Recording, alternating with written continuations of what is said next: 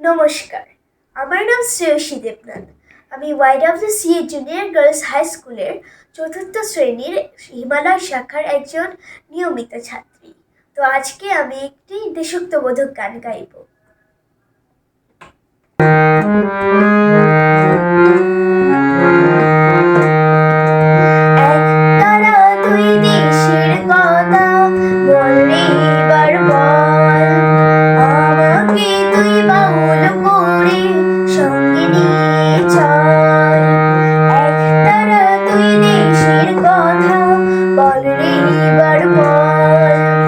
আমাকে তুই বাউল করে সঙ্গে নিয়ে চল।